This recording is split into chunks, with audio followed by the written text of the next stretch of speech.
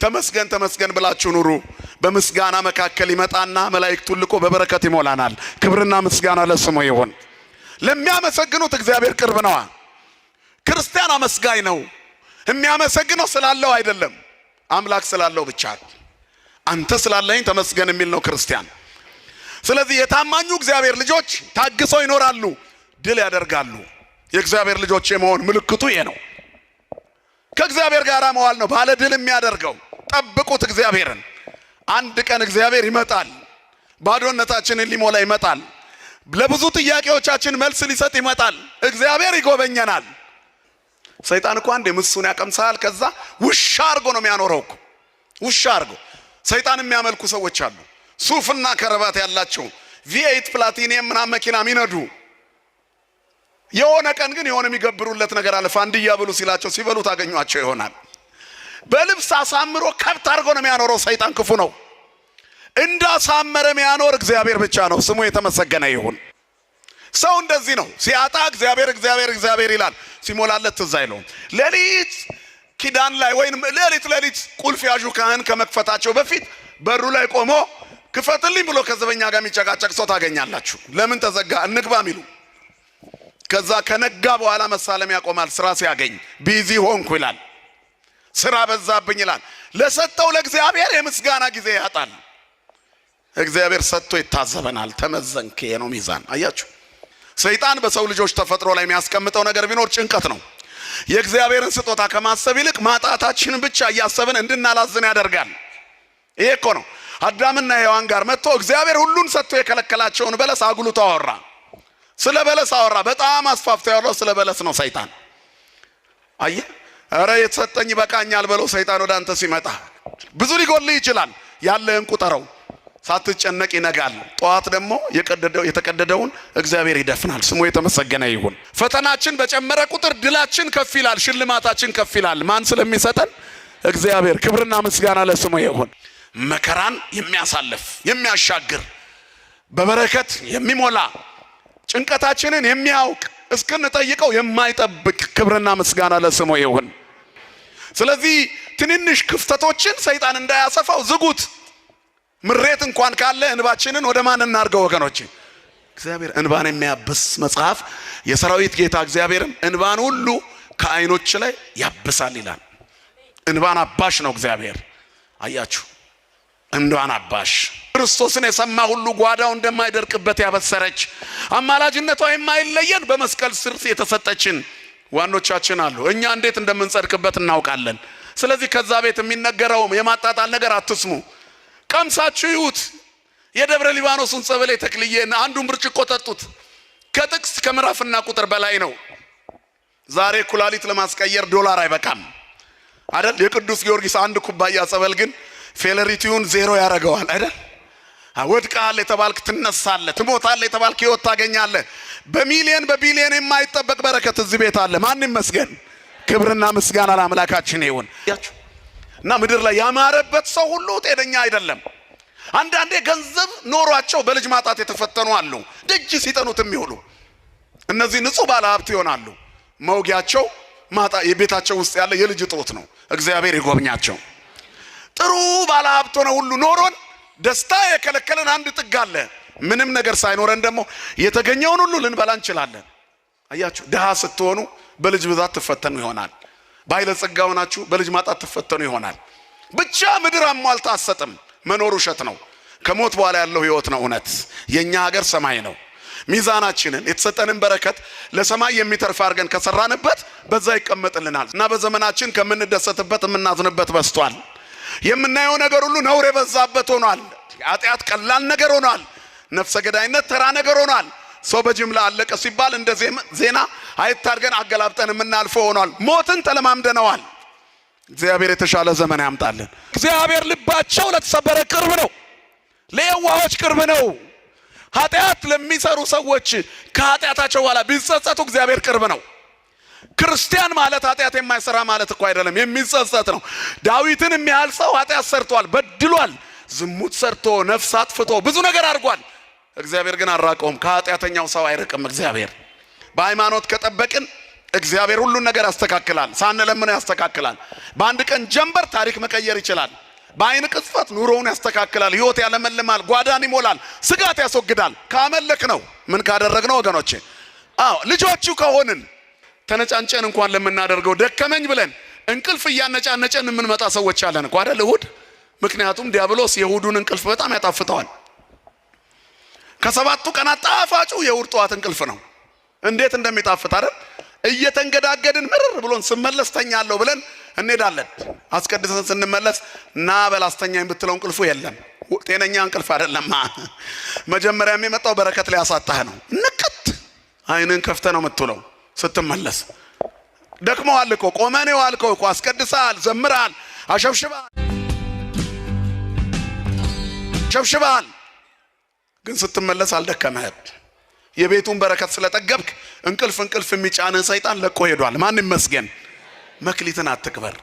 የሰንበትን ሌሊት በቤተ መቅደሱ ና፣ እግዚአብሔር ካንተ ጋር ይሆናል። ነይ መቅደሱ የሚባል ባለ ሀብት አመድ ላይ ሲንከባለል ተገኘ። ነጭ አህያ ሲጋልብ ተገኘ አይደል? እንደዚህ ሲያደርግ ተገኘ። ቆሻሻ ሲበላ ተገኘ። ካልበላ ጠዋት ሱፍ ለብሶ አይታይማ። ሰይጣን ውሻ አርጎ አሳድሮ ጠዋት ቀባብቶ በቪኤት መኪና ያንሸራሽራል። ሁሉም ባለቪኤቶች ሰላቢ ናቸው እያልኩ አይደለም፣ ይቅርታ ይደረግልኝ። አሁን እኔና እናንተ ደስ ሲለን አሸብሽበን ደስ ሲለን እየደነስንበት የቲክቶክ እንትናችንን የምናስፋፋበት አይነት መስቀል አይደለም። የመዝሙር ብቻ መስቀል፣ የቅዳሴ ብቻ መስቀል፣ የምርቃት ብቻ መስቀል፣ ትልቅ መስቀል አንገቱ ላይ ቆሞ የሚራገም ሰው አለ እኮ አይደል? ጠዋት እርግማን፣ ከሰዓት በአንድ ቀን ውስጥ ቅዳሴ ላይ ራሳቸውን ሰልፊ ተነስተው ዛሬ በቅዱስ ጊዮርጊስ ቤተክርስቲያን ጥሩ ጊዜ ያሳለፍን ያከበረን አምላክ ይክበር ምናምን ይሰራሉ። ከሰዓት በኋላ ልደት ነገር ካለ እዛ ሲጨፍሩ ይውሉና እንዴት ያለ ቀውጢ ጊዜ ያሳለፍን ይላሉ። ቀጥሎ መስቀሉ አልወለቀም፣ ሁለቱም ላይ አለ። ታዲያ የክርስቶስ መስቀል ነው የፈያታዊ መስቀል ነው እንጂ። አያችሁ፣ የመስቀል ቅርጽ ሁሉ መስቀል አይደለም። እንዲህ ቢሆን አምቡላንስ ሁሉ አጋንንት ባስወጣ ነበር። እንዲህ ነው ሰይጣን። ምሱን ያቀምስና እንደ ማስቲካ አላምጦ ጎማ አርጎ ይተፋል። አያችሁ፣ ከዲያብሎስ ጋር ሆነው እንዳማረባቸው ያከተመላቸው ሰዎች የሉም። ከእግዚአብሔር ጋር ሆነው ደግሞ ሳያምርባቸው ያለፉ የሉም። የውበታችን ጥግ ማን ነው ወገኖቼ? እግዚአብሔር ብቻ ነው። አንዳንድ ባለጸጎች ገንዘባቸው ሮንግ ሲሆን፣ የተበላሸ መንገድ ይዞ የመጣ ሲሆን እሱ ሲፈቅድላቸው ነው የሚሰጡት። በፍጹም አይሰጡም። ምናልባት ለዘፋኝ 10 ሚሊዮን ሲሰጡ ይታዩ ይሆናል። ቤተሰቦቻቸው ግን ባዶ እግራቸውን በበረባር ሰው ሲሄዱ ሊታዩ ይችላሉ። እሱ ካልፈቀደ አይሰጥም። ስለዚህ የነሱ የሆነ የለም። የኛ ግን ማን ነው ሀብታችን? እንደ እግዚአብሔር ያለ ማንም የለም የሚለው ለዚህ ነው መጽሐፉ። እንደው ባላገባው ብለህ ተጸጽተህ ታውቃለህ? ባልወለድኩ ብለሽ ተጸጽተሽ ታውቂያለሽ? እዚህ ድረስ ተጸጽተሽ ታውቂያለሽ? ምድር አማራሪ ናት። እግዚአብሔር ይሄን ያልፈዋል። ስሙ የተመሰገነ ይሁን። ቸር ስለሆነ መሮሽ ስለሆነ የምትናገረው አይቆጥርብሽም፣ አይቆጥርብንም። ሩሩ አባት ነው። አያችሁ፣ ይሄን ነገር ባላደረግኩት ብላችሁ እናውቃለን። በልተን ባልበላው፣ ለብሰን ባልለበስኩ፣ ባልገዛው ይሄን ልብስ ቤት ባልሰራው ብለን እናውቃለን። እግዚአብሔርን ባላመለክኩት ብለን እናውቃለን። ንገሩኝ እስኪ፣ እግዚአብሔር አምላኬ ባልሆነ ብለን ተጸጽተንበት እናውቃለን? አናውቅም። እግዚአብሔር የመጨረሻ ደስታችን ነው። ምን ቢቸግረውና ሙሉ ቀን ሐዘን ቢበዛበት እንኳን እረ አምላኬ ከዚህ ውስጥ አውጣኝ፣ ምርር ብሎት ምን ነው ለምን ፈጠርከኝ ይል ይሆናል። ምን ነው ለምን አመለኩ ብሎ ያውቃል። አያችሁ፣ ጥጋችን ነው። ስሙ የተመሰገነ ይሁን። ይህ አምላክ ለእያንዳንዳችን የሰጠን ጸጋ አለ፣ በረከት አለ፣ ይመዝነናል። መኖራችን ተአምር ነው የምላችሁ ለዚህ ነው። ቤት አተን፣ የምንበላው አተን፣ የምንለብሰው አንድ አይነት ልብስ አመት ሙሉ ለብሰን ግን በጤንነት አለን። ማን ስላለ ከኛ ጋራ? ይሄ ትልቅ ሚዛን ነው። በዚህ ግን አመስግነነዋል ወይ? የሌላ ሰው እያየን እንመኛለን እንጂ ከትልልቆቹ ፎቅ ውስጥ ብዙ ሰቆቃ አለ። ቤቱ ውስጥ እንባ የሌለበት ሰው የለም። ሰው ገንዘብ ስላለው እንባው ይቋረጣል እንዳትሉ፣ ጭንቀቱ ይቋረጣል እንዳትሉ። ገንዘብ እንቅልፍን እንጂ አልጋን እንጂ እንቅልፍን አይገዛም። የእንቅልፍ መድኃኒት እንኳን ብትውጡ አልጋችሁ ላይ አትገኙም። ቅዠቱ ትራስ አስፈልቶ መሬት ላይ ነው የሚያገኛችሁ። በዛው ልትሄዱም ትችላላችሁ። ሰው የሚያርፈው ማንን ሲይዝ ብቻ ነው። የሚጠይቀን ቀን አለ። ብዙ ጊዜ ያጣነውን ብቻ እናስባለን እንጂ ካጣነው ያገኘነው ይበዛል። እዚህ መቀመጣችን እኮ ተአምር ነው። ዓለም የደገሰልንን ሴራ አስበው፣ ኑሮውን አስቡት። አሁን ያለንበትን የኑሮ ውድነቱ የሚደረገው ጫና ኢኮኖሚካሊ በትውልዱ ላይ እየተደረገ ያለው ቀንበር ምድር ላይ ሰው እንዲኖር የታሰበው ሁሉ አይመስልም። ግን መድኃኔዓለም ያኖረናል። ቴቄል እንደ እግዚአብሔር ፈቃድ የምንማማርበት የትምህርታችን ርዕስ ቴቄል። ቴቄል በሉ እስኪ ሁላችሁ። ተመዘንክ፣ ቀለህም ተገኘህ ማለት ነው። እግዚአብሔር መዛኝ ነው። ይፈትናል፣ ይለካል። ሁሉም ሰው የተሰጠው ጸጋና በረከት አለው። የእግዚአብሔር ሚዛን ውስጣችንን ይለካል። ሰው ፊትን ያያል። ፊትን ነው የሚመዝነው። አኗኗር ነው የሚያየው። ሁኔታን ነው የሚያየው። የሰው ሚዛኑ የተለያየ ነው። ማዳኑም ከንቱ ነው። እግዚአብሔር ግን ሚዛኑ ልክ ነው። ማዳኑም ዘላለማዊ ነው። በረከቱም የማይቋረጥ ነው። የሰው ፍቅሩ ይቋረጣል፣ ይቀንሳል፣ ያንሳል፣ ፌድ ያደርጋል። በነበረበት ስፒድ አይሄድም። ፍቅሩ እየቀለለ ይሄዳል። በጣም የምንወደው የናፈቀን እንግዳ ከሩቅ አገር ወደኛ ቢመጣ ጉስቁልናው አይታየንም፣ ማጣቱ አይታየንም፣ ክፉ አመሉ አይታየንም። ናፍቆቱ ብቻ እለቱን በመናሳየው ዝርግፍ አድርገን በመንሰጠው ፍቅር በጣም እንወደዋለን። ሲያድር ቀነስ፣ ሲውል ሲያድር ቀነስ፣ ሲቆይ ደግሞ በሄደ አይሄድም እንዴ የሚል ደረጃ ላይ እንደርሳለን። አያችሁ፣ ፍቅራችን ወረት ነው። ያለን ነገር አብረን ስንቆይ በመናከስ ነው የሚጠናቀቀው ወይንም የሚቋረጠው። የእግዚአብሔር ፍቅር ግን እንዲህ አይደለም። ይኸው በዘመናት ውስጥ ፍቅሩ ያልተቀየረ ክረምትና በጋን እያፈራረቀ ህዝቦቹን የሚመግብ ቸርነቱ ወደር የሌለው ይቅር ባይ ገመና ሸፋኝ ይቅር ሲል የሚረሳ አምላክ ከዘመዶቻችንም ከወዳጆቻችንም በላይ ከወላጆቻችንም ከእናት አባታችን በላይ ፍቅሩ የእናትን ጉያ የአባትን እልፍኝ የሚያስረሳ ከወደደ የማይጠላ ካነሳ የማይጥል ካከበረ የማያዋርድ ካለበሰ በኋላ የማይገፍ ከሰጠ በኋላ የማይነሳ መልሶ የማይነጥቅ እሱ ብቻ ነው። ስሙ የተመሰገነ ይሁን። እግዚአብሔር ቸር ነው፣ ሩሩህ ነው። ሚዛኑ ትክክል ነው። እግዚአብሔር ተሳስቶ አያውቅም። በስራ ሁሉ ትክክል ነው። እግዚአብሔር ሲያኖረን ትክክል ነው። እንድንሞት ሲወስደንም ልክ ነው። በቤታችን ውስጥ በሚገጥመን መከራ ውስጥ እንኳን እግዚአብሔር ከኛ በላይ ለኛ ቀራቢ ነው። እምርዕሴ ለርዕሴ አንተ ተቀርቦ እመኒቱ ደስታንም ብትሰጠው ሐዘንንም ብትሰጠው መከራንም ብትሰጠው ከኔ በላይ ለኔ አንተ ነህ የምትቀርበው ይላሉ አባቶቻችን። ከኛ በላይ ለኛ የሚቀርበን እርሱ ብቻ ነው። ከምናስበው በላይ የሚያስብልን እርሱ ነው። የሚበጀና የሚያስፈልገን ከሆነ ለልጅነታችን የአባትነት ስጦታው ልመናችንን እንኳን አይጠብቅም። የኛ ልመና ከሱ ቁጥጥር እንዳንወጣና ሰይጣን ክፍተት አግኝቶ እንዳይወስደን እንጂ ባንለምነውም ይሰጠናል። ዘእንበለ ንስአለው ይወፍቶተነ ሳንለምነው የምንሻውን የሚሰጠን እርሱ ብቻ ነው። ያለ መንፈግ ለጋስ ሳይከለክል መስጠት የሚችል ያለ መከልከል ሰጭ ያለ መንፈግ ለጋስ ይለዋል የቤተክርስቲያናችን መጽሐፍ። ስለዚህ ንፉግ አይደለም፣ ይሰጣል። ሲከለክልን ትክክል ነው። የሚሰጠን የሚበጀንን ነው።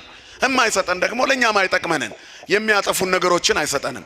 ለምንን ሁሉ የሚከለክለን ቀን እኮ አለ። አንዳንድ ጊዜ ጸልየን ያልተሰማናቸው ጸሎቶች አሉ፣ ስለማይጠቅሙን ነው። ጸሎት ሁሉ ቢሰማ ኖሮ ሰው በምድር ላይ ባልኖረ ነበር ይላሉ አባቶቻችን። በምድር ላይ አደገኛው ነገር ቢኖር ጸሎት ነው። በተለይ የምድራዊ ሰው ጸሎት። ሞት የተመኘንበት ጊዜ አለ፣ አልሞትንም ግን አለን ስላልሰማን። ልክ አይደለም ታዲያ እግዚአብሔር ወገኖች? ምን ነው ዛሬ እንደ ውሃ በሆንኩ ብለናል እኮ። ያኔ ውሃ ቢያደርገ አለቀልን። እጄ በተቆረጠ ብትል ጉምድ፣ እንደው እጄን በቆረጥከው ሲል ቁርጥ ቢያደርግ ዱሽ ነው የምትበቃ አለቀ። እጄ ዱሽ ይበዛ ነበር እዚህ መካከል። አያችሁ፣ እንደው ምን ነው ድፍት ባረከኝ የምንልበት ጊዜ አለ። ድፍት ወዲያው ቢያደርገንስ? እሱ ግን ቸር ነው። እንደው ለምን ፈጠርከኝ፣ እንደው ባትፈጥረኝ ኧረ ውሰደኝ ያልንበት ጊዜ አለ። አይወስደንም። በእኛ ላይ የሚሰራቸው ስራዎች አሉ። ምሬታችን አልፎ ደስታችን ይመጣል። እንባችን ታብሶ ፊታችን ይፈካል። በእኛ ላይ ያለው ዓላማ ጥላቻ አይደለም። ስናለቅስ እንኳን ብናለቅስም እንኳን እንባዎቻችን የፍቅር ናቸው። እሱ ያያቸዋል። ሲነጋ አዲስ ሊያደርገን በእንባችን ውስጥ ትዕግስትን ይሰጠናል። እግዚአብሔር ደግ አባት ነው፣ ይቅር ባይ ነው። ምን ለው ለዚህ ነው ጸሎትን ሁሉ ይሰማል ማለት የሚጠቅመንን ነው። ሳንጸልየው ሳንለምነው ደግሞ ይሰማል። የሚሰማው ሁሉ ጸሎት ደግ ደጉን ነው መርጦ የሚቀበል አባት። እኛ ልክ ላንሆን እንችላለን።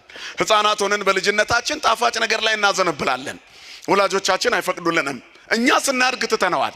አያችሁ፣ ጨው ያለው ምግብ፣ ጨው የበዛበት ምግብ የምንወደውን ያክል አሁን ጨው የሌለው ምግብ መመገብ ጀምረናል። እቺ ምድር ታጓጓለች ለመኖር።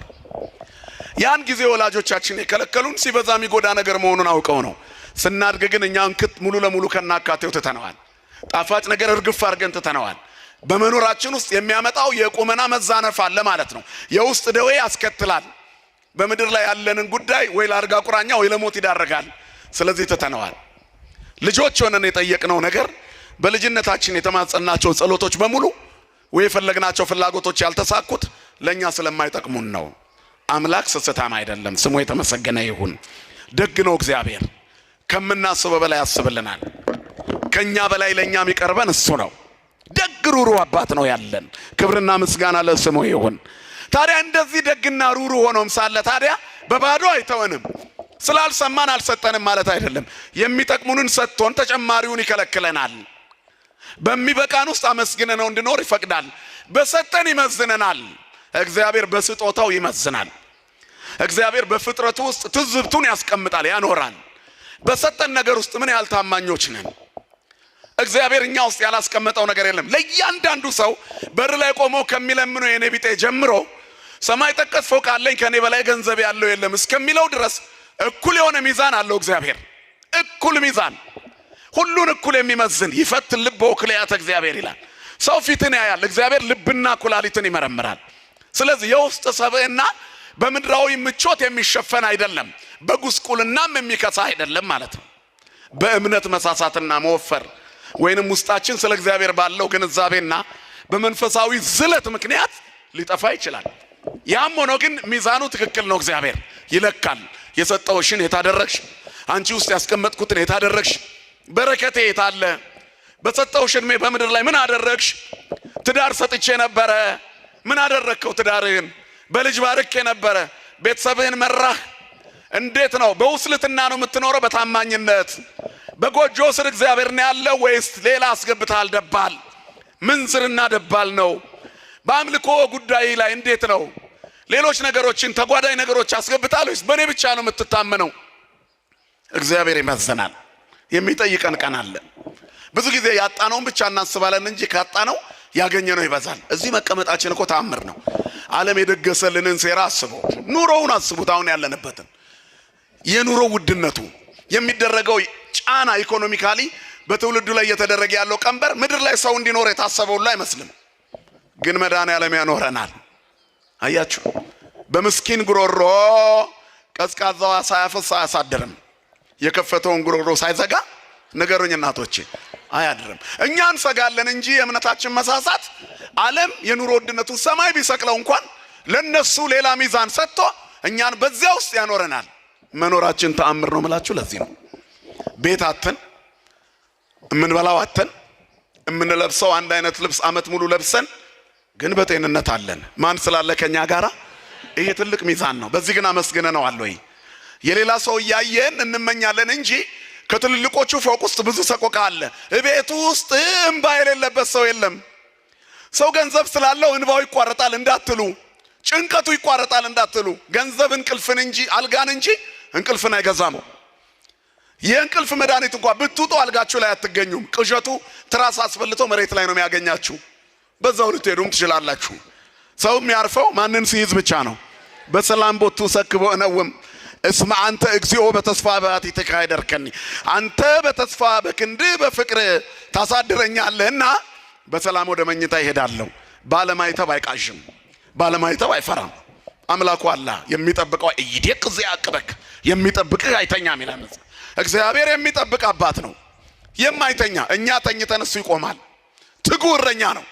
በምስጋና የተፈራ በአምልኮ የከበረ ያልነበረበት ጊዜ የሌለ የማይኖርበት ጊዜ የማይኖር ለቀዳማዊነቱ ጥንት ለዳህራዊነቱ ፍጻሜ የሌለው የዘላለም አባት በጆሮቻችን ውስጥ የመኖር የምስራች፣ የጤናን የምስራች፣ የበረከት የምስራች የሚነግር በትንሿ ቆሎ ውስጥ የምንጠጣውን ውሃ የጤና ምግብ የሚያደርግ ጮማ እየቆረጠ ገንዘቡን ለሐኪም እየቀለበ የሚኖር ስንት አለ መሰላችሁ? ድህነት ቅድስና ነው እያልኩ አይደለም። በምስጋና ውስጥ ግን ስንኖር በምንኖራት ትንሽ ኑሮ ውስጥ ባለብዙ በረከት ያደርገናል። 5 እንጀራና 2 ዓሣ ከአንድ እረኛ ተበድሮ 5 ገበያ ህዝብ ቀለበ። ስንት ተረፈ ንገሩኝ እስቲ? 12 መሶብ ለመድኃኔዓለም ስንሰጠው ትርፉ ብዙ ነው። ብላቴናው 5 እንጀራ ነው የሰጠው፣ የተረፈው 12 መሶብ ነው። ሰው በልቶ በልቶ ጠግቦ ታድሎ ታድሎ አላልቅ ብሎ 12 መሶብ ሙሉ ትርፍ አለ። ለእግዚአብሔር ሰጥቶ የከሰረ የለም። እግዚአብሔርን አምልኮ ያፈረ የለም። የማንጸጸትበት ጥጋችን እግዚአብሔር ነው። እንደው ባላገባው ብለህ ተጸጽተህ ታውቃለህ? ባልወለድኩ ብለሽ ተጸጽተሽ ታውቂያለሽ? እዚህ ድረስ ተጸጽተሽ ታውቂያለሽ? ምድር አማራሪ ናት። እግዚአብሔር ይሄን ያልፈዋል። ስሙ የተመሰገነ ይሁን። ቸር ስለሆነ መሮሽ ስለሆነ የምትናገረው አይቆጥርብሽም፣ አይቆጥርብንም። ሩሩ አባት ነው። አያችሁ፣ ይሄን ነገር ባላደረግኩት ብላችሁ እናውቃለን። በልተን ባልበላው፣ ለብሰን ባልለበስኩ፣ ባልገዛው ይሄን ልብስ ቤት ባልሰራው ብለን እናውቃለን። እግዚአብሔርን ባላመለክኩት ብለን እናውቃለን። ንገሩኝ እስኪ፣ እግዚአብሔር አምላኬ ባልሆነ ብለን ተጸጽተንበት እናውቃለን? አናውቅም። እግዚአብሔር የመጨረሻ ደስታችን ነው።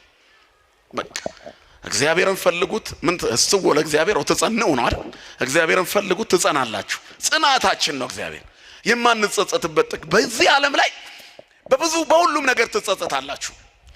በመፈጠራችሁ ባልተፈጠርኩ ብለን ተጸጽተን እናውቃለን። አያችሁ፣ ግን እግዚአብሔርን ባላመለክኩት ብለን እናውቃለን? እግዚአብሔር አምላኬ ባልሆነ ብለን እናውቃለን? ንገሩኝ። እንደምን አመሻችሁ? እናውቃለን ወይ? ማንም ሰው አያውቅም። አያችሁ፣ መተው መብቱ ነዋ። ማምለክ ማቆም ትችላለህ። ወደ ኋላ መመለስ ይቻላል። ገሃነም ይጠብቃል፣ ሲኦል ይጠብቃል። ጸጸት አያስፈልገውም። እግዚአብሔርን ግን በማምለኩ እያመለከው የተጸጸተ ሰው የለም። ምን ቢቸግረውና ሙሉ ቀን ሐዘን ቢበዛበት እንኳን እረ አምላኬ ከዚህ ውስጥ አውጣኝ፣ ምርር ብሎት ምን ነው ለምን ፈጠርከኝ ይል ይሆናል። ምን ነው ለምን አመለኩ ብሎ ያውቃል። አያችሁ፣ ጥጋችን ነው። ስሙ የተመሰገነ ይሁን። ይህ አምላክ ለእያንዳንዳችን የሰጠን ጸጋ አለ፣ በረከት አለ፣ ይመዝነናል። በመጨረሻው ዘመን የምንጠየቀው ጥያቄ አለ። አሁን በምድር ላይ ባለው ኑሮ ውስጥ በዚህ ሰዓት በሰማይቱ ደጅ ላይ ያንቀላፉ ሰዎች አሉ። ደዌ ሳይዛቸው ምንም ነገር ሳይጎድላቸው የእረፍት ሰዓታቸው ነው። ለወንጌል የደከማቸው ሰዎች አሉ። ይሄ ሚዛን ነው። ቴቄል ይላል፣ ተመዘንክ ይላል። ቀሎ ከመገኘት መድኃኔዓለም ይሰውረን። የታሪኩ ባለቤት የናቡከደነጾር ልጅ ብልጣሶር ይባላል። ናቡከደነጾር ዓለምን እንደ ሰም አቅልጦ እንደ ገል ቀጥቅጦ የገዛ ፍጹም አምባገነን መሪ ነበረ። የእስራኤል ኃጢአት አላውያኑን ከፍ አደረጋቸው። በምንኖርበት ኑሮ ውስጥ አለቆቻችን የሚጠነክሩብን በእኛ ኃጢአት ምክንያት ነው። እግዚአብሔር እንደ ቄጠማ ማርገፍ ይችላል። አያችሁ፣ እኛ በጠነከርን ቁጥር አገዛዝ ይጠነክርብናል። እኛ ከሱ በራቅን ቁጥር በምድራውያን ቁጥጥር ስለሆነን እንወድቃለን። እስራኤል እንዲህ ነበሩ። ለእግዚአብሔር የመገዛት መንገዳቸው ሲላላ አላዊ መንግስት ያዝባቸዋል። ይወረራሉ፣ ይዘረፋሉ፣ ይመታሉ። በጣም ብዙ ጊዜ እስራኤል ሕይወት ይሄ ነው። ትንሽ ሲያገኙ እግዚአብሔር በሰጣቸው እንጀራ ጣዖት ያመልካሉ። እግዚአብሔር በሰጣቸው ገንዘብ ይታበዩበታል። በዚህ ዘመን ያለ ነው። እኛም እንደዚሁ ነን። ስራ ፍለጋ እንንከራተታለን፣ እንለምነዋለን እግዚአብሔርን። ከዚህ ኑሮ አውጣኝ፣ እንደው ያለውበት ኑሮ መሮኛል እንለዋለን።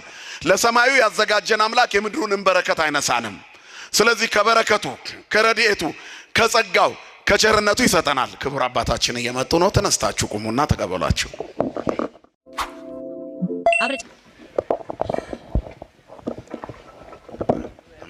ምንም አረፍ አረፍ በሉ። ያከበራችሁት አምላክ ያክብራችሁ። ስለዚህ ሲጸጸቱና ሲያለቅሱ እንደገና ይደርስላቸዋል። እስራኤል ለእግዚአብሔር በጣም ቀበጥ ልጅ ነበረ። ባለማይተብም እኮ ለእግዚአብሔር ቀበጥ ልጅ ነው። አባትነቱን በደንብ ካመንና ተማምነን የምንኖር ከሆነ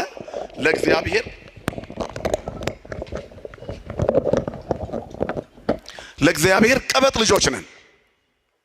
አያችሁ ምን ማለት ነው? በጣም ተጠግተን ተነጫንጨን በቀላሉ የምንሰማ ትንሽ ስናጉረመርም ወዲያው የሚሰጠን። እስራኤል እንደዚህ ነበሩ። ይገርማቸዋል። አንዳንድ ልጅ አለ ቤት ውስጥ ገና ሳይተነፍስ መነጫነጭ ሲጀምር ኧረ ስጡት ቶሎ የሚባል ልጅ አለ። የስስት ልጅ። እስራኤል ስስቱ ነበር ለእግዚአብሔር። አሁን ክርስቲያኖች ሲያመልኩት ከመቅደሱ ሳይጠፉ ቀር ስስቶቹ ነን። ወደ ግራና ወደ ቀኝ ስናመነዝር ግን ስስቶቹ መሆናችን ይቀራል። ይተወናል፣ ጀርባውን ይሰጠናል፣ ፊቱን ከኛ ይመልሳል። ሕይወት ባዶ ትሆናለች፣ መንገዳችን ይጠፋል። እግዚአብሔር የቅንነት መንገዱን ያሳየን።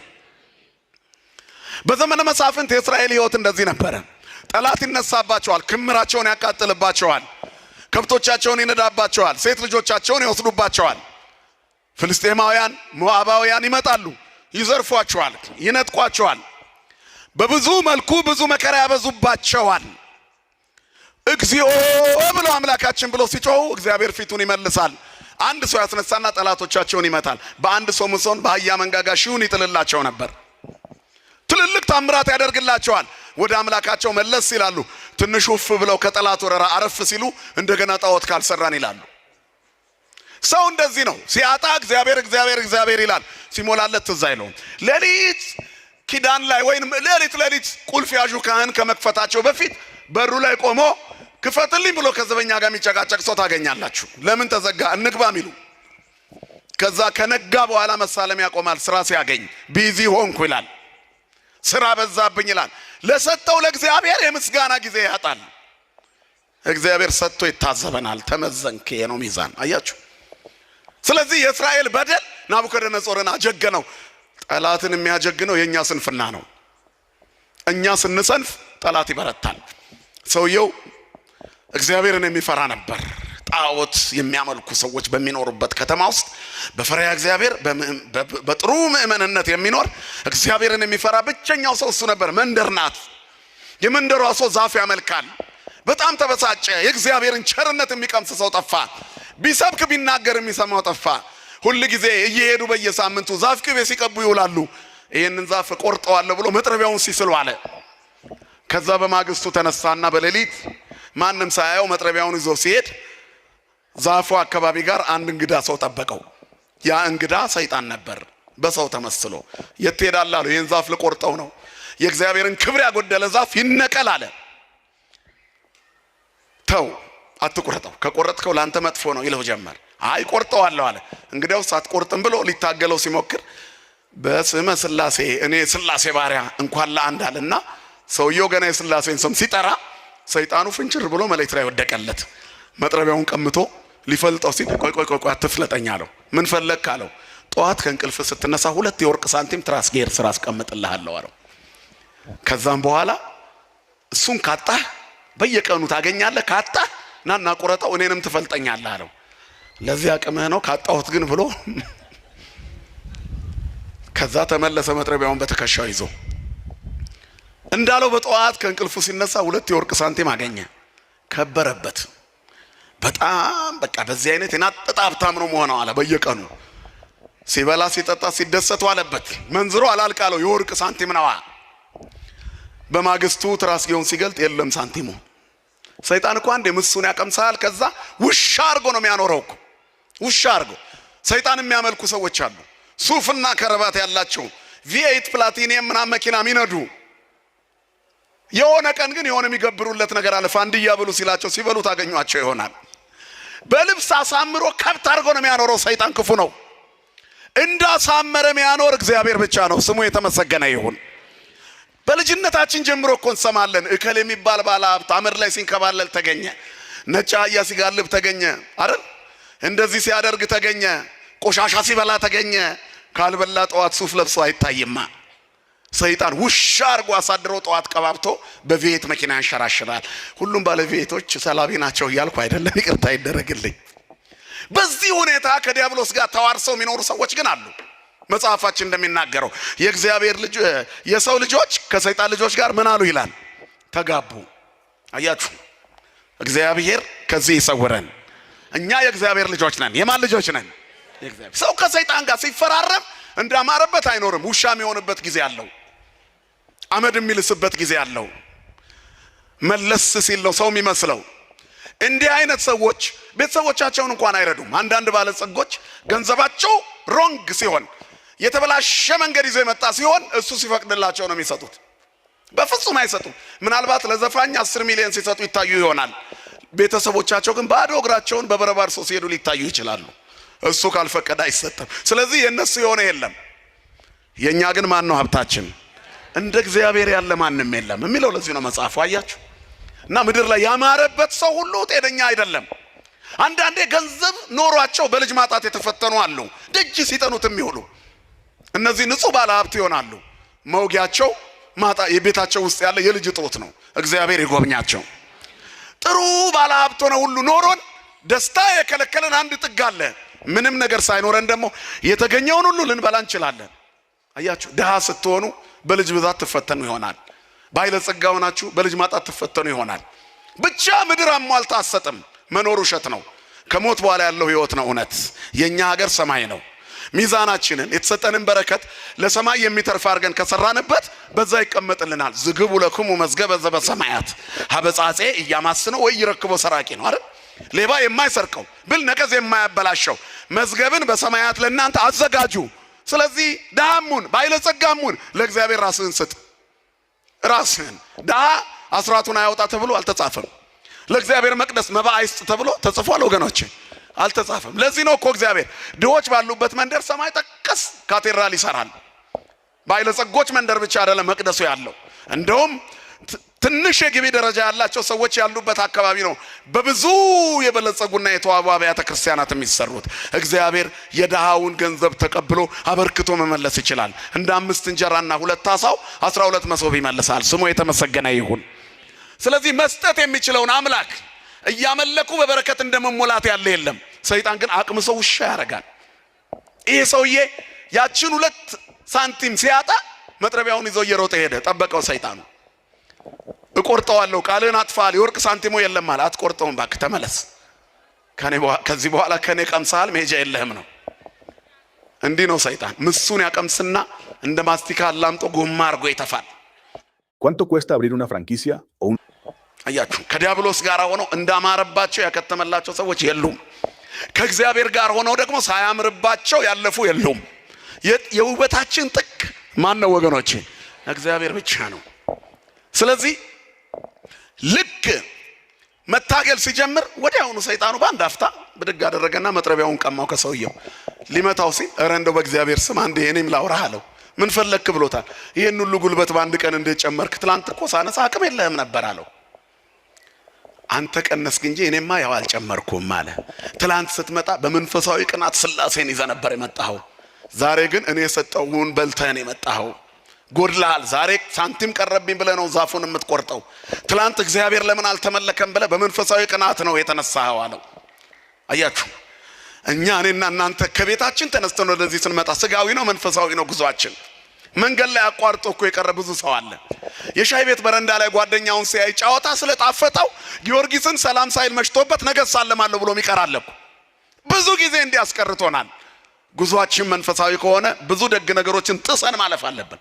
እና አባ እንጦንስ እና አባ መቃርስ የመጀመሪያውን የምንኩስና ህይወት መኖር ሲጀምሩ ሰይጣን በጣም የሚያጓጓ ሀብትና ወርቅ፣ እንቁ፣ አልማዝ፣ የከበረ ድንጋይ በፊታቸው ከምሮ ዓለምን መግዛት የሚችሉበትን ሀብት ያሳያቸው ነበር። አባ እንጦንስ የበረሃው ኮከብ ረግጦት ያልፍ ነበር ይላል። ምን ይሰራል? ወርቅን የሚወዱ ይነቀሉ የሚለው መጽሐፍ ለዚህ እኮ ነው። ረግጦት ያልፋል። ከሰይጣን ሲሆን እኮ ነው። በወዝማ የሚገኝ ገንዘብ ምንም ብትሰሩበት ሀብት ነው። ባለጸጎች ሁሉ ከሰይጣን አይደሉም። የድሃ ጥቅስ እንዳትጠቀሙ። ባለጸጋ ወደ መንግስተ ሰማያት ከሚገባ ይልቅ ይሄ ማለት ሀብታም ሁሉ አይገባም ማለት አይደለም። ጸጋ የተባለው ነገር ከእግዚአብሔር የተሰጠ ስጦታ ነው። ልብ አድርጉ። ጸጋውን በትክክል የተጠቀመበት ይገባል። ማንኛውም ሰው የሚያገኘውን ነገር ከእግዚአብሔር አግኝቶ ይሆናል።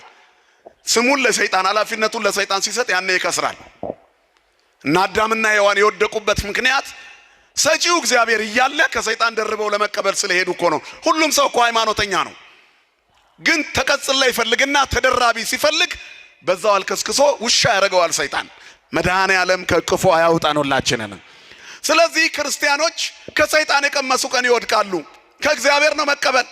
ህይወት ከእግዚአብሔር ናት። ሁሌ እድገትም ከእግዚአብሔር ነው። የአላውያን ነገስታት ጥንካሬ በሚያምኑ ህዝቦች መካከል መላላት ሲገኝ ነው። በሃይማኖት ከጠበቅን እግዚአብሔር ሁሉን ነገር ያስተካክላል። ሳንለምን ያስተካክላል። በአንድ ቀን ጀንበር ታሪክ መቀየር ይችላል። በአይን ቅጽበት ኑሮውን ያስተካክላል። ህይወት ያለመልማል፣ ጓዳን ይሞላል፣ ስጋት ያስወግዳል። ካመለክ ነው። ምን ካደረግነው ወገኖቼ? ልጆቹ ከሆንን ልጆቹ ሲሆኑ በበረከት ይሞላቸው ነበር። ትዕቢት መለስ ሲያረጋቸው ብዙ አደረጋቸው። እስራኤል ከነ ኃጢአታቸው ኢየሩሳሌም አትጠፋም እያሉ ይኖሩ ነበር ይላል የሕዝቅኤል ትንቢት ሲናገር። ታዲያ ኢየሩሳሌም ትጠፋለች ብለው ነቢያት ዞረው መከሩ፣ ለመኑ።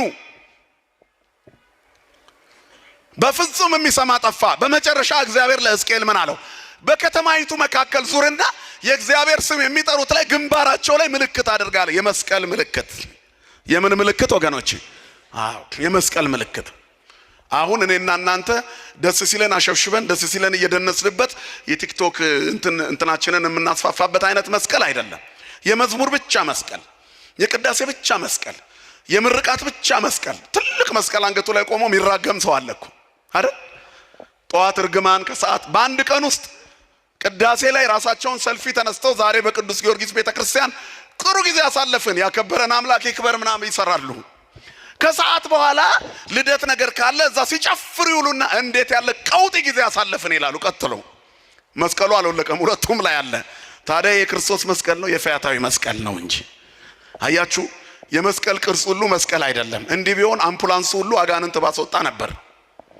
ስለዚህ መስቀሉ የክርስቶስ መስቀል ነው። አንተ የመኪና በር አይደለም። አንገት ላይ ያለው መስቀል አንተ መምራት አለበት። መጽሐፍ ጥንቃቄ ይጠብቃል፣ ማስተዋል ይጋርዳል። ለፍርድ የሚሆን ኑሮ ነው እየኖርን ያለነው። አታውቁትም እንዳንባል በመጨረሻው ጊዜ መስቀል ሁሉ እስከ ማሰር ደርሰናል። ከማወቅ አልፈን ኖራችሁታል እንዳንባል ከዚያ ከማይተቡ ስር ዝሙቱ፣ አምልኮ ጣዖቱ፣ ክፋቱ፣ ከንቱነቱ፣ ምቀኝነቱ፣ ዘፋኝነቱ፣ ጭፈራው፣ እርግማኑ በዚያ ውስጥ አለ። ስለዚህ ከማይተቡ ስር የማይገቡ ነገሮች አሉ። መስቀሉ ስር ገበጣ እየተጫወቱ በክርስቶስ ልብስ እንደቆመሩት ሰዎች ሆነናል። ከማይተባችን ጀርባ ተመዝነናል። ቴቄልዬ ነው ተመዘንክ። እግዚአብሔር ከዚህ ይሰውረን። እስራኤል እንዲሆነው ነበር። ስለዚህ ባቢሎን መጣች። ግንባራቸው ላይ መስቀል ያለባቸው ህዝቦች ተረፉ፣ የቀሩት ተማረኩ። ከነቢያት መካከል ዳንኤልም ተማርኮ ነበረ። ወደ ባቢሎን ከተወሰዱ 3 ደቂቃን አትርሷቸው፣ ባለ ታሪክ ናቸው። ከዚያ በኋላ እግዚአብሔር ብዙ ታሪክ በዚያ ከተማ ሰራ። ታቦታት ወደ አሕዛብ መንደር ሲሄዱ ተአምር ሳይሰሩ አይመለሱም። የታቦተ ጽዮንን ታሪክ ታውቃላችሁ። በ5ቱ ከተሞች ዳጎንን ሰባብራ ተአምራት ሰርታ ያሾፉባትን ቀስፋ ያከበሯትን ጠብቃለች። እግዚአብሔር የተመሰገነ ይሁን። ታቦት ይሰረቃል። አዎ በሕዝብ ኃጢአት ምክንያት ይሰረቃል። የሰረቁትንም ሰዎች እዛ ሄዶ ምን ያደርጋል? ያስተምራል። እግዚአብሔር የትም ቦታ ጉልበቱ አያንስም። ስሙ የተመሰገነ ይሁን። ኃያል ነው፣ ኃይሉ ጽኑ ነው። እግዚአብሔር ታላቅ ነው። አብይ እግዚአብሔር ወአብይ በኃይሉ ነው። ወአልቦ ውልቁ ለጥበቢሁ። እግዚአብሔር ታላቅ ነው፣ በኃይሉም ታላቅ ነው፣ ለጥበቡም ቁጥር ስፍር የለውም። እግዚአብሔር ታላቅ ነው። እግዚአብሔር ልዩ ነው። እንደማይችል ታጋሽ ነው። ቅርብ ሲሆን ወዳጅ ነው። ወንድም ነው እኮ እግዚአብሔር። ወንድምም ነው፣ አባትም ነው፣ አምላክም ነው እግዚአብሔር። የእግዚአብሔር ሰው ብቻውን አይሆንም። እንደ ወንድም ጋሻ ይሆነዋል። እንደ ባልንጀራ ያጫውተዋል። እንደ አባት ይንከባከበዋል። እንደ አምላክ ታላላቅ ነገሮችን በሕይወቱ ውስጥ እንዲያደርግ ይረዳዋል። እግዚአብሔር ረዳት ነው። እግዚአብሔር ደጋፊ ነው። እግዚአብሔር ሕይወት ነው፣ ትንፋሻችን ነው። የምንሞቀው ፀሐይ፣ የምንለብሰው ልብስ፣ የምንኖረው ሕይወት፣ የምንበላው ምግብ፣ የነዚህ ሁሉ እርካታችን እግዚአብሔር ነው። ክብርና ምስጋና ለስሙ ይሁን። እንደ እግዚአብሔር ያለ ማንም የለም። ሁሉን አድራጊ ነው። በሁሉ ካህሊ ነው። እግዚአብሔር የሚሳነው ነገር የለም። ልባቸውን ለሰጡት እግዚአብሔር ቅርብ ነው። ለየዋሃነ ልብ ቅሩብ እግዚአብሔር፣ ቅሩብ እግዚአብሔር ለየዋሃነ ልብ። እግዚአብሔር ልባቸው ለተሰበረ ቅርብ ነው። ለየዋሆች ቅርብ ነው። ኃጢአት ለሚሰሩ ሰዎች ከኃጢአታቸው በኋላ ቢጸጸቱ እግዚአብሔር ቅርብ ነው። ክርስቲያን ማለት ኃጢአት የማይሰራ ማለት እኮ አይደለም፣ የሚጸጸት ነው። ዳዊትን የሚያህል ሰው ኃጢአት ሰርቷል፣ በድሏል፣ ዝሙት ሰርቶ ነፍስ አጥፍቶ ብዙ ነገር አድርጓል። እግዚአብሔር ግን አራቀውም። ከኃጢአተኛው ሰው አይርቅም። እግዚአብሔር ፍጹም አምላክነቱን የሚተው ነገር እስከምንሰራ ድረስ ግን ታዝቦ መዝኖ ይጠብቀናል። ዳዊት ተመዝኖ ያለፈ ሰው ነው። ወድቀሃል፣ ኃጢአት ሰርተሃል ሲባል አበስኩ ገበርኩ ብሎ እኛ እኮ እናስተባብላለን። ለምን እንደዚህ ያደረግሽ፣ ለምን እንዲህ ያደረግሽ፣ ክርስቲያን አይደለሽም ብንባል መጽሐፍ ቅዱስ ውስጥ እንዲህ የሚል አለ እንዴ? እግዚአብሔርን በልካችን ለመያዝ እንሞክራለን። የመጽሐፍ ቅዱስ ግንዛቤያችን በህጹጽ አእምሮ በትንሽ አእምሮአችን የተናቀ እንዲሆን ስለታተመ ስለተጻፈ ኮምፒውተር ውስጥ ገብቶ ስለወጣ የሰማይ ቃል አይመስልንም። በዚህ ምክንያት እንስታለን። እኛ በተመቸን ብቻ ተርጉመን እንኖራለን። ትልቁ ሚዛን ይሄ ነው። ተመዝነን ከመውደቅ ይሰውረን። እስራኤል በብዙ መልኩ የተመዘኑ ህዝቦች ነበሩ። ወድቀው የቤተ መቅደሱን ንዋያተ ቅድሳት እስከ መማረክ ደረሰ። ኢየሩሳሌም አትጠፋም በማለት ከነ ኃጢአታቸው ይኖሩ ነበር። አሁን የምንኖርበት ኦርቶዶክስ ያለችበት ቁመና ውስጥ ማን ትኖራለች ብሎ ያስባል? የእግዚአብሔር ሀገር ናት ኢትዮጵያ፣ የቃል ኪዳን ምድር ናት እያልን ብዙ ኖረናል። ግን በቃል ኪዳን ምድርነቷ እንድትቀጥል ለእግዚአብሔር አልተመቻቸንም እና በዘመናችን ከምንደሰትበት የምናዝንበት በስቷል። የምናየው ነገር ሁሉ ነውር የበዛበት ሆኗል። ኃጢአት ቀላል ነገር ሆኗል። ነፍሰ ገዳይነት ተራ ነገር ሆኗል። ሰው በጅምላ አለቀ ሲባል እንደ ዜና አይታርገን አገላብጠን የምናልፈው ሆኗል። ሞትን ተለማምደነዋል። እግዚአብሔር የተሻለ ዘመን ያምጣልን። ኃጢአትን ተለማምደው የመጨረሻ ዘመን ላይ ሲደርሱ መቅደሱ ተማረከ። ንዋያተ ቅድሳት ከነካህናቶቻቸው ተማረኩ። የቀሩት ሞቱ፣ ተገደሉ። ናቡከደነጾር ይዟቸው ወረደ። የናቡከደነጾር ልጅ ብልጣሶር ንጉሥ እስከሚሆንበት ጊዜ ድረስ እግዚአብሔር ንዋያተ ቅድሳት ያሉበት ከተሞቹን ይጠብቅ ነበረ በነቢያቶቹ ምክንያት በነ ዳንኤል። አንድ ቀን ግን ናቡከደነጾር ሁሉን ካደላደለ በኋላ በትልቁ የቤተ መንግስት ሰገነት ላይ ቆሞ ባቢሎንን ተብለጭልጫ ቢያያት እቺ እኔ የፈጠርኳት ናት አለ። ህልም አየ። ህልሙ እንቅልፍ ነሳው። ማን ነው የሚፈታልኝ አለ። ከለዳውያን አስማተኞችና ጠንቋዮች መጡ። ሊፈቱት አልቻሉም። ዳንኤል ተጠራና ፍንትው አድርጎ ፈታው። በእግዚአብሔር ላይ በትዕቢት ተናግረሃል። ሰውነትን በእግዚአብሔር ፊት አላዋረድክም። በትዕቢት ተናግረሃል። እስራኤልን ኢየሩሳሌምን አሳልፎ የሰጠ አንተ ጀግና ስለሆንክ አይደለም። የእግዚአብሔር ሕዝብ እንዲማር ነው። እግዚአብሔር ሊቆነጥጠው ነው ሕዝቡን። ሕዝቡ በኃይል የሚመለስበት ቀን አለ። የእግዚአብሔር ግርማ የሚገለጥበት ቀን አለ። አንድ ቀን አለ እናንተ ቤት እግዚአብሔር የሚመጣበት ቀን። ማህተባችሁ ሳይላላ መከራውን ታግሳችሁ ጥያቄያችሁን እንደያዛችሁ ተመስገን ተመስገን ብላችሁ ኑሩ። በምስጋና መካከል ይመጣና መላእክቱን ልኮ በበረከት ይሞላናል። ክብርና ምስጋና ለስሙ ይሁን። ለሚያመሰግኑት እግዚአብሔር ቅርብ ነዋ። ክርስቲያን አመስጋኝ ነው። የሚያመሰግነው ስላለው አይደለም፣ አምላክ ስላለው ብቻ። አንተ ስላለኝ ተመስገን የሚል ነው ክርስቲያን። ገነት ገባለሁ ስላመሰገንኩት መንግስተ ሰማያት ወርሳለሁ ብሎ አይደለም። ገነትና መንግስተ ሰማያት እግዚአብሔር በፍቅሩና በይቅርታው የሚሰጠን ነው። ሰውነታችን ለሱ ሊሰዋ ስለሚገባ የተፈጥሮን ማንነት ለመጠበቅ ሰው ስለሆንን ማመስገን ግዴታችን ነው። ክርስቲያኖች ልናመሰግን ተፈጥረናል። እግዚአብሔርን ልናመሰግን፣ በፍቅሩ ልንኖር፣ በእቅፉ ልንመላለስ፣ ወዶኛልና አዳነኝ ብለን ፍቅሩ ስለማረከን ስሙ ለዘላለም የተመሰገነ ይሁን። ስለዚህ የእግዚአብሔር ሰው መሆን ማለት አንድን ክርስቲያን ሐሳቡን ከዓለም እይታ ይሰውረዋል። ከዚህ ዓለም የተሰወርን ነን እኛ። ቁስ ሆነን ስለምንዳሰስ ስለምንታይ አይደለም። ብዙ ነገር ታግሰን የምንኖረው ማን ስላለ ነው? ከኛ ጋር እግዚአብሔር በየቀኑ ይጎበኝናል። መኝታችን በእግዚአብሔር የተጎበኘ ነው። ጓዳችን በእግዚአብሔር የተጎበኘ ነው። ማዕዳችን በእግዚአብሔር የተጎበኘ ነው። ስሙን በየቀኑ እንጠራለና ስለዚህ መከራው ያልፋል ማለት ነው። ጨለማው ይነጋል፣ ሌሊቱ ብርሃን ይሆናል። ማን ስላለ ከኛ ጋር? መድኃኔዓለም ከሁላችን ጋር ይሁን። ይሄን የታገሰ ያገኛል። እንደ እስራኤል ልባችን ካመነዘረ ግን የምንኖረው ኑሮ እየጨለመ ሰንሰለቱ እየጠበቀ ካቴናው እየጠበቀ ይሄዳል። ምሬታችንን በዛው ልክ ይሆናል። የመሳለሚያ ሰዓት ያሳጣናል ሰይጣን በሰው ልጆች ተፈጥሮ ላይ የሚያስቀምጠው ነገር ቢኖር ጭንቀት ነው። የእግዚአብሔርን ስጦታ ከማሰብ ይልቅ ማጣታችንን ብቻ እያሰብን እንድናላዝን ያደርጋል። ይሄ እኮ ነው አዳምና ሔዋን ጋር መጥቶ እግዚአብሔር ሁሉን ሰጥቶ የከለከላቸውን በለስ አጉልቶ አወራ። ስለ በለስ አወራ። በጣም አስፋፍቶ ያወራው ስለ በለስ ነው ሰይጣን። አየህ፣ ኧረ የተሰጠኝ ይበቃኛል ብለው ሰይጣን ወደ አንተ ሲመጣ ብዙ ሊጎልህ ይችላል። ያለህን ቁጠረው፣ ሳትጨነቅ ይነጋል። ጠዋት ደግሞ የተቀደደውን እግዚአብሔር ይደፍናል። ስሙ የተመሰገነ ይሁን። ስለዚህ ትንንሽ ክፍተቶችን ሰይጣን እንዳያሰፋው ዝጉት።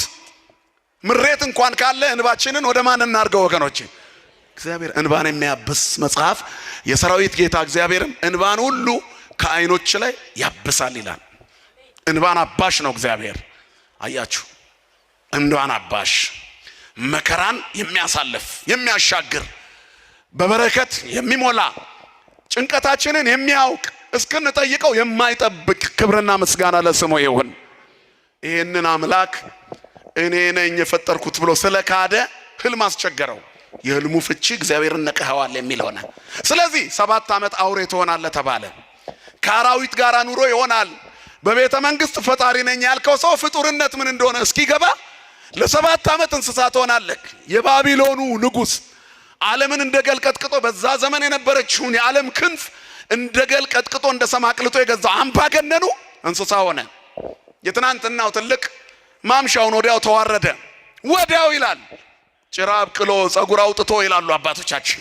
ጫካ ገባ፣ ቅጠል መብላት ሆነ፣ እንስሳ ሆነ።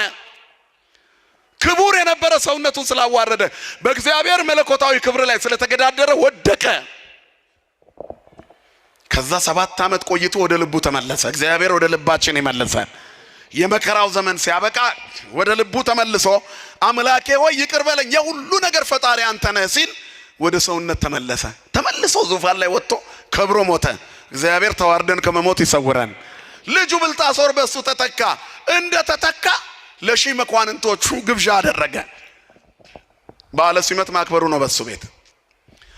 ግብዣው ላይ ሚስቶቹንና ቁባቶቹን ሰብስቦ ደስ ባለው ጊዜ ይላል አባቴ ማርኮ ያመጣቸውን የእስራኤልን ንዋያተ ቅድሳት አምጧቸው ከቤተ መቅደስ ከኢየሩሳሌም መቅደስ የመጡትን አለ።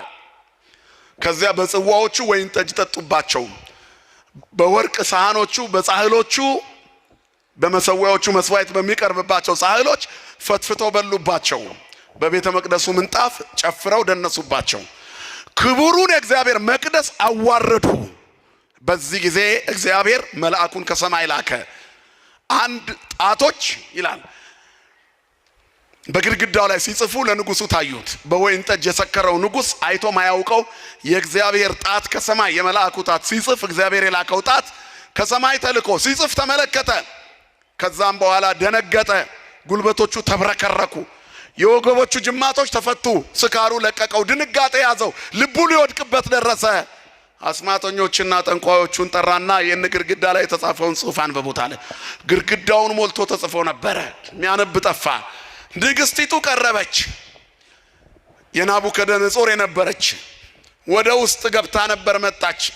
አንተ በግብዣ ፊት ለፊት ካስቀመጥካቸው ከለዳውያን ጠንቋዮች ይልቅ ወደዚህ ግብዣ ያልተጠራ ዳንኤል የሚባል ዕብራዊ አለ፣ እስራኤላዊ፣ እግዚአብሔርን የሚያምን የኢየሩሳሌምን አፈሮች እየበተነ የሚጸልይ ማለት ነው፣ እየነሰነሰ የሚጸልይ። ቀጥሎ ባለው ንጉስ ዘመን የሚደንቅ ተአምር እግዚአብሔር በአናብስት ጉድጓድ ውስጥ ለዳንኤል ያደርግለታል። ጻድቅ እያበራ ይሄዳል። የጻድቅ መንገድ እንደ ንጋት ብርሃን ነው ይላል። ሙሉ ቀን እየተጨመረ ይነጋል። እያደግን እኮ ነው የምንሄደው። ፈተናችን በጨመረ ቁጥር ድላችን ከፍ ይላል፣ ሽልማታችን ከፍ ይላል። ማን ስለሚሰጠን? እግዚአብሔር። ክብርና ምስጋና ለስሙ ይሁን።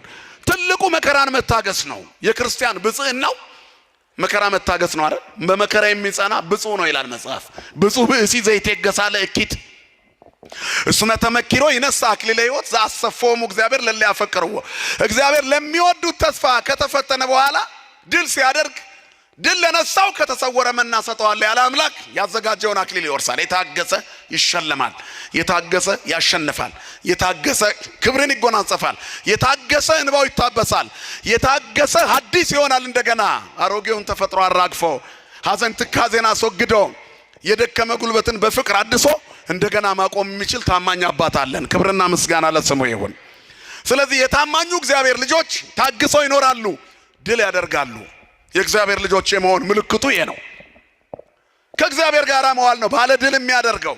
ጠብቁት እግዚአብሔርን። አንድ ቀን እግዚአብሔር ይመጣል፣ ባዶነታችንን ሊሞላ ይመጣል፣ ለብዙ ጥያቄዎቻችን መልስ ሊሰጥ ይመጣል። እግዚአብሔር ይጎበኘናል። በፍጹም የኛ ቤት ውስጥ ሰይጣን አይሰለጥንም። ዲያብሎስ ይተነኩሰን ይሆናል ከይሲ ስለሆነ እንጂ አያሸንፈንም። ድል የምንነሳበት ማይተብ ከኛ ጋር አለ። አምላካችን እግዚአብሔር በፍቅር ይጠብቀን ሁላችንም። A full cart that's lighter on your wall. ከዚህ በኋላ ዳንኤል ይምጣ ተባለ። ዳንኤል መጣ። ንግስቲቱ አባትን ናቡከደነጾር እንስሳ ሆኖ መጥቶ እንደገና ወደ ቤተ መንግስቱ እንደሚመለስ ትንቢት ነግሮት ተመልሶ ሰው ሆኖ ነው። ያው አንተም እንደምታውቀው ልጁ አይደለህ። ስለዚህ ዳንኤል ይምጣ፣ የአባትን ሕልም ይፈታ፣ ያንተንም ይፈታል። ይህን ጽሑፍ ማንበብ እሱ ይችላል አለ። የሰማይ ጽሑፍ ለማንበብ በምድር የሰማይ ተጠሪ መሆን አለብን። ምስጢራት የሚገባን ኦርቶዶክሳውያን የሰማይ ልጆች ነን፣ የዚህ ምድር ልጆች አይደለንም። ሀገራችን የት ነው ንገሩኝ እስቲ? በሰማይ ነው። አያችሁ፣ እኛ የሰማይ ሰዎች ነን። ለዚህ ነው የሰማይ ወንጌል የሚገባን። ክርስትናውን ሰከን ብለን የምንኖረው ለዚህ ነው። ቤተ ክርስቲያን ረጋ ብላ ትኖራለች። የማይወረወርባት ድንጋይ የለም። ወርዋሪዎቹን እየነጠረ ይፈነክታቸዋል። እሷ ማንም ላይ ሰንዝራ አታውቅም። የሰነዘሩባት ሁሉ ያልፋሉ አይደል? ጠላቶቿ አመድን ይቅማሉ ሚለው ኢትዮጵያ የምትባለዋ ተዋህዶ ነች። በክብሯ አይኖረች፣ በማይተባ አይኖረች፣ እግዚአብሔርን የሚያመልክ ህዝብ ነው። ኢትዮጵያ ታበጽደው ያ በእግዚአብሔር ኢትዮጵያ እጆቿን ወደ እግዚአብሔር ትዘረጋለች ማለት ሀገሪቱ ማለት ህዝቦች ናቸው። እግዚአብሔርን እያመለኩ በኢትዮጵያዊ ውበት የሚኖሩት ደግሞ የተዋህዶ ልጆች ናቸው። ክብርና ምስጋና ለአምላካችን ይሁን። ብንጸናና ምንጠብቅ እግዚአብሔር የተሻለ ያደርጋል። አያደርግም? ያደርጋል። አሁንም እንመለስ፣ ያጎደልነውን እንብላ እንጂ እግዚአብሔር ከኛ ጋራ ነው። ሚዛን ላይ ነው ያለው ወንድሜ፣ ቴቄል ከመባል ይሰውረን። ስለዚህ መጣ ዳንኤል። ከዚያ በኋላ ምን አለ? የወርቅ ማርዳ ባንገቱ ላይ የወርቅ ጉንጉን አንገቱ ላይ ያደርግለታለሁ፣ የወርቅ ልብስ አለብሰዋለሁ፣ መጎናጸፊያ በመንግስቴም ሶስተኛ አደርገዋለሁ። ይሄን የሚፈታ አለ ንጉሱ። ደንግጧል። መንፈሱ አስቸገረ፣ ታወከ፣ መቆም መቀመጥ አቃተው። ከዛ መጣ ንጉሶች ሽልማቱ ስጦታ ላንተ ይሁን። እግዚአብሔር ስለፈቀደ ግን ይሄ በዕብራይስጥ የተጻፈውን ጽሑፍ ሰማያዊ ንባብ እኔ አነብልሃለሁ። የሰማይ ምስጢር እኛ ነን የምናነበው። የተክለ ሃይማኖት ልጆች እኛ ኦርቶዶክሳውያን ይገባናል። ጻድቁ እንዴት ብሎ የእግዚአብሔር መንግስት እንደወረሱ ይገባናል። የምናኔው ምስጢር ለሌላው ተረት ሊሆን ይችላል፣ ለኛ ይገባናል። አታስረዳው፣ ተወው። ላይገባው ይችላል። የጻድቁ ታምር ላይገባው ይችላል። እሱ ባመነበት በራሱ መስፈርት መኖር ይችል ነበር፣ ግን አይደለም። ሃይማኖቱ ሳይሆን ቢዝነስ ውስጥ ስላለ ማጣጣል አለበት። እንደ ንግድ ያስበዋል። ይሄ ቤት ግን የንግድ ቤት አይደለም፣ የበረከት ቤት ነው። ይሄ ቤት የሰማይ ነፍሳት መሰብሰቢያ ቤት ነው። ይሄ ቤት የሰማዩን እንጀራ ከሰማይ የወረደውን የሕይወት እንጀራ ክርስቶስን ተመግቦ ሰው ወደ ሰማይ የሚወጣበት መሰላል የተተከለበት ቤት ነው። ከኢትዮጵያ ሰማይ ስር ያሉት ቅዱሳን በሙሉ ኦርቶዶክሳውያን ናቸው። መሰላሉን ካህናቱ ይዘውን ከእግዚአብሔር ጋር የሚያገናኙን እነ ቅዱስ ጊዮርጊስ ናቸው። ክብርና ምስጋና ለአምላካችን ለእግዚአብሔር ይሁን። እና አቡነ ተክለ ሃይማኖት እና አቡነ ገብረ መንፈስ ቅዱስ መሰላሉን ይዘውልናል። አይወድቅም መሰላሉ፣ የሰማይ መውጫችን። እነሱን መሰሏቸው፣ እነሱን ተከተሉ፣ በረከታቸውን ያዙ እኮ ነው። ተዘከሩ መኳንንቲክሙ ዘነገሩክሙ ቃለ እግዚአብሔር ወእንዘ ትሬዮሙ ሰናየ ግእዛኖሙ ወሞጻኢቶሙ ተመሰሉ በሃይማኖቶሙ። የኑሯቸውን ፍሬ እያያችሁ በሃይማኖት ምሰሏቸው። ዋኖቻችሁን አስቡ። የኛ ዋኖቻችን እነ ቅዱስ ቂርቆስ ናቸው፣ እነ ቅዱስ ጊዮርጊስ፣ እነ መርቆሬዎስ። አረ ሰማይታቱ ቅዱሳኑ እነ አቡነ ገብረ መንፈስ ቅዱስ፣ እነ አቡነ ተክለ ሃይማኖት፣ እነ ቅድስት ክርስቶስ ሰምራ፣ እነሱ ናቸው የኛ ዋኖቻችን።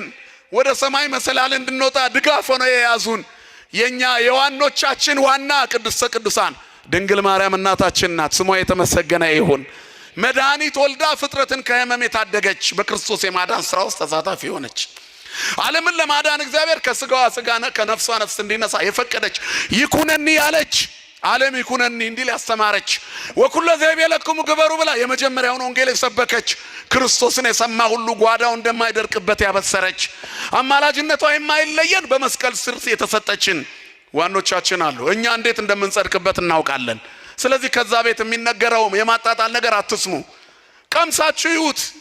የደብረ ሊባኖስን ጸበል ተክልዬን አንዱን ብርጭቆ ጠጡት። ከጥቅስ ከምዕራፍና ቁጥር በላይ ነው። ዛሬ ኩላሊት ለማስቀየር ዶላር አይበቃም አይደል? የቅዱስ ጊዮርጊስ አንድ ኩባያ ጸበል ግን ፌለሪቲውን ዜሮ ያደርገዋል አይደል? ወድቀሃል የተባልክ ትነሳለህ፣ ትሞታለህ የተባልክ ሕይወት ታገኛለህ። በሚሊየን በቢሊየን የማይጠበቅ በረከት እዚህ ቤት አለ። ማን ይመስገን? ክብርና ምስጋና ለአምላካችን ይሁን። ጣዕሙ ወታዕምሩ ከመሄድ እግዚአብሔር ቸር እንደሆነ ቀምሳችሁ ይዩ፣ ቸርነቱን ይዩ። ዋኖቻችሁ ቅዱሳንን አስቧቸው። እነሱም ማሰብ የበረከት ባለቤት ነው። ስለዚህ የምስጢር ጓዳ ናት ቤተክርስቲያን። ያልገባን ካለ እዚህ ነው የሚብራራው። ጃንደረባው ኢትዮጵያዊ ባኮስ ኦርቶዶክሳዊ ነው። መጥቶ ታቦተ ጽዮን ጋር ነው የሰገደው። በሌላ በር አልገባም። በመስኮት የመጡትን ተዋቸው እንጂ በአጥር የገቡትን ተዋቸው። በዋናው በር ነው የገባው። ጃንደረባው መጽሐፍ ቅዱስ ውስጥ አለ፣ እኛ መጽሐፍ ቅዱስ ውስጥ አለን። ወንድሜ አንቺ መጽሐፍ ቅዱስ ውስጥ አለሽ። ለኦርቶዶክሳዊነት መንፈሳዊ እውነተኛነት፣ ለሃይማኖቷ ትክክለኛነት መጽሐፍ ቅዱስ ነው ራሱ ማስረጃው። ባኮስ ኢትዮጵያዊ ጻድቅ ነው ጃንደረባው። መች እንደመጣ እንዴት እንደመጣ ምን ይዞ እንደመጣ እኛ ቤት አለ። ይዞት የመጣው ቅርስ የመጀመሪያ ያነበበው መጽሐፍ እኛ ቤት አለ። አያችሁ፣ እኛ ቅርሱን ይዘናል። የቅዱሳንን ልብሳቸውን አጽማቸውን ይዘናል። እውር የሚበራበት ለምጻም የሚነጻበት የሰማዩን መሰላል እንቅ አድርገው የሚይዙልን ድንግል ማርያምን ሳሊለነ ቅድስት ብለው እኛ እንድንወጣ እንዳይወድቅ የያዙልን እግዚአብሔር ከመሰላሉ በላይ አለ አይደል? ህልሞቻችን በሙሉ ሰማይ የሚያደርሱን ናቸው።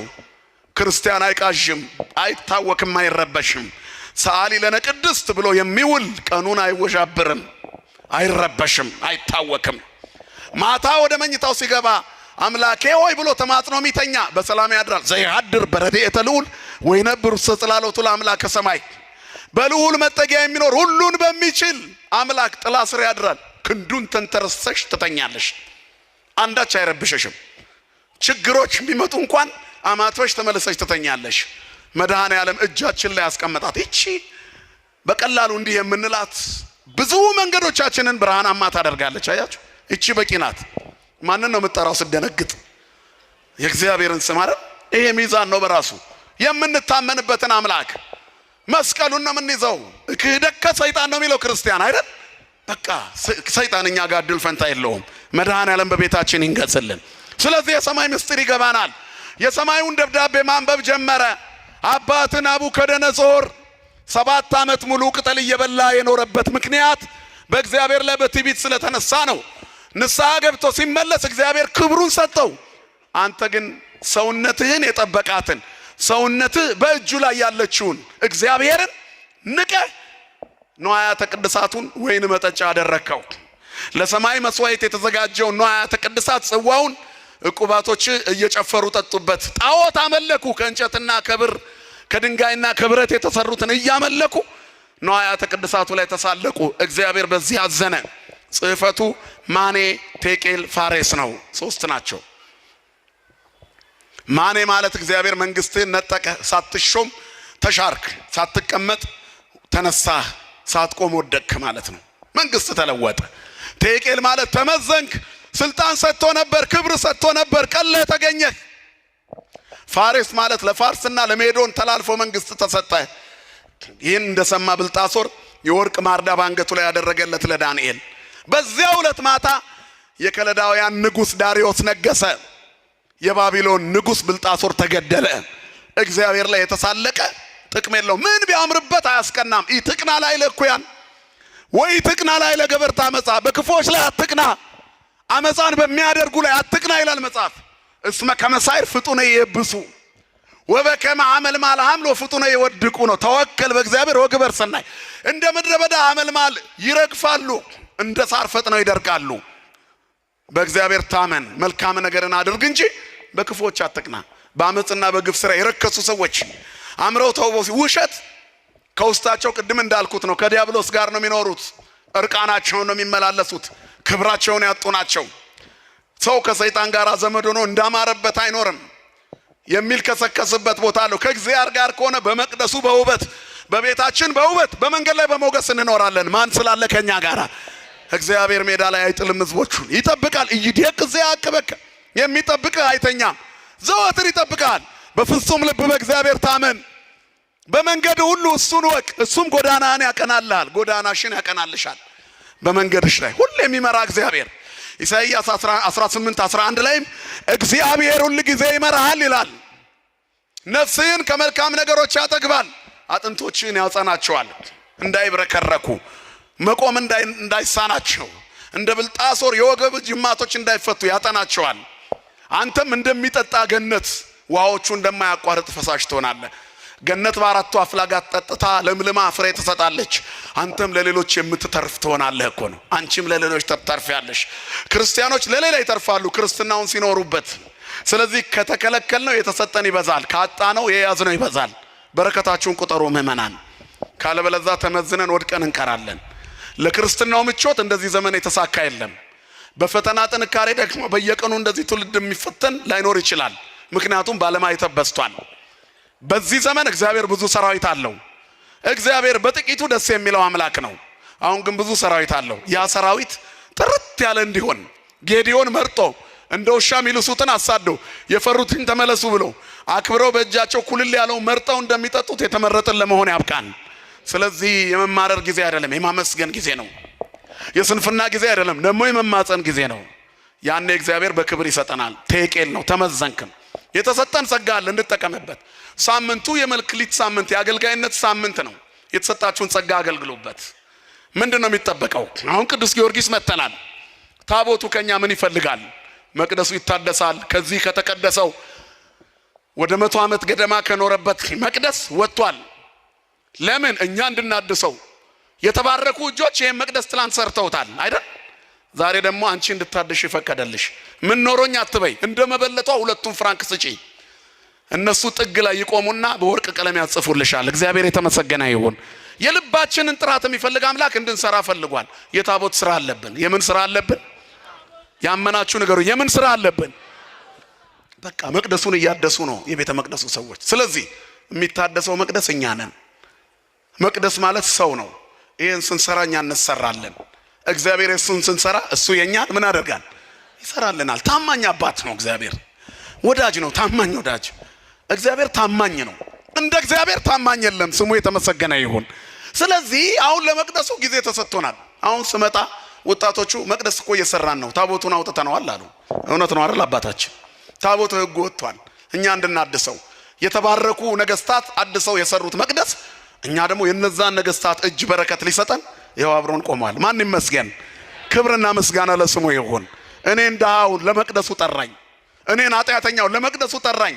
ለካ እጅህ ንጹህ ስለሆነ ነው አንተ ና መቅደሴን ስራ ተብለሃል። ዳዊትን የሚያህል ንጉሥ የለም፣ ከዳዊት አንበልጥም እኛ። ቅዱስ ነው፣ እጅህ ንጹህ አይደለም አሰራልኝም አለው እግዚአብሔር። አየህ ተጠርተሽ መተሽ እዚህም እግዚአብሔር ካልፈለገሽ ሳሰቂ ትሄጃለሽ። እጅሽ ደም አለበት ማለት ነው። እያለ ማሰጥ ከሆነ አንተም አታስታውሰው፣ አስታውስ እንደምንም። ለምን እጄ ስስታም ሆነ? የሆነ ቦታ ላይ ተዘረግፋለህ እኮ በስሜት። ከበር መልስ ካልከፈልኩ ትላለህ እኮ ስትወጣ ልትጸጸት። ለእግዚአብሔር ሰጥቶ የተጸጸተ የለም፣ ሲወጣ ይሞላለታል። እግዚአብሔር የሰጡትን አክስሮ ያውቃል? ንገሩኝ እስቲ። አያውቅም። ክብርና ምስጋና ለስሙ ይሁን። ታማኝ አባት ነው። እየተመዘን ነው፣ ከመቅለል ይሰውረን። ስለዚህ ተመዘናል። መክሊት ተሰጥቷል። አየህ የዚህ ሳምንት ትምህርት ይሄ ነው። ባለ 3 ባለ 1 ባለ 2 አይደል? ባለ 5 ባለ 2 ባለ 1 ይሆናል። እኔና እናንተ ግን አንቅበረው፣ እናውጣው። መበለቷ ባለ 1 መክሊት ነች፣ ግን ከባለ 5ቱ መክሊት የበለጠ ነው እግዚአብሔር የባረካት። ባለጸጎቹማ ከትርፋቸው ሰጡ፣ እሷ ግን ትዳሯን ሁሉ ሰጠች አለ። መቀነቷን ስታራግፍ አየ። 2 ሳንቲሞች ተንከባለው ወደቁ። ሳንቲሙን የሚሰበስቡ ፈሪሳውያን አላዩትም። ወገብ ተፈቶ መቀነት ተፈቶ ቋጠሮው ተፈቶ ውርውር ሲደረግ በንጹህ ልብ እየተሰገደ እግዚአብሔር ይህን ታውቃለህ ሲባል መድኃኔዓለም በዘመነ ስጋዌ ስጋ ለብሶ ተቀምጦ ነበር ያያል። ከሁሉ አስፈልጣ እሷ ሰጠች አለ። እግዚአብሔር ልብሽን ያያል። በድህነትሽ ውስጥ በኑሮ ውድነት ውስጥ መቅደሴን ስሪልኝ እያለ ነው። ይገርማል። ከስጦታ ሁሉ ትልቁ ከጉድለት ላይ መስጠት ነው። የምስጋና ሕይወት እኮ ነው ይሄ። መድኃኔዓለም ይሄን እንድንሰራ ይርዳን ሁላችንን። አትቅበሩት። አንድ ነው የተሰጣችሁ። አንድ የተጣላ ማስታረቅ ሊሆን ይችላል። አንድ ምጽዋት ሊሆን ይችላል። አንድ ራስን መለወጥ ሊሆን ይችላል። ለራስ መብቃት፣ ንስሐ መግባት፣ ስጋው ደግሞ መቀበል፣ ቂም በቀል ማራገፍ፣ ይቅር በላይ ማለት። ክርስቲያን ማለት የማያጠፋ አይደለም፣ የሚጸጸት ነው። ያጠፋል እኮ ክርስቲያን ግን ይጸጸታል። የሚጸጸት አይምሮ ባለቤቶች ነን። ምን ነው ለምን እንዲያደረኩ የምንል። አንድ አባት 2 ልጆች ነበሩት ይላል ወንጌል። ከዛ አባት አንዱ ልጁን ጠራውና ና ልጄ ዛሬ ወደ እርሻ ቦታ ሂድልኝ አለው። አልሄድም አባዬ አለ። ዝም አለው አባቱ። ሌላኛው ልጅ ጠራውና ልጄ እባክህ ዛሬ እርሻ ቦታ ሂድልኝ። ኧረ አባዬ ችግር የለም እሄዳለሁ አለ። This helps me pay for my bills. Sign up directly on the app. Choose your own hours. Get paid to deliver on your time. There are opportunities in over 7,000 cities. Keep 100% of your tips. Download the DoorDash driver app and get started today.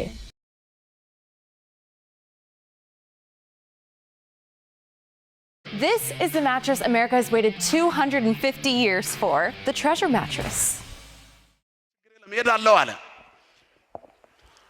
እሄዳለሁ ያለው ቀረ። ጫወታ አታለለው። አልሄድም ያለ ግን ምን አለ? ዋ ምን ነካኝ? አባቴ እኮ ነው፣ ያብራኩ ክፋይ ነኝ። ከጉልበቱ ወጥቼ እሽኮኮ አድርጎ አሳድጎኝ። ማሳ ብሄድ ለራሴ ነው። ልጅነቴን ሁሉ በጥሩ ንጽህና ያሳደገኝ አባቴን ለምን እንዲመለስኩለት? አይሄዳለሁ። የአባቴን ትእዛዝማ መፈጸም አለብኝ ብሎ እርሻ ሄደ። ይሄኛው ቀረ። የትኛው ልጅ ሰራ?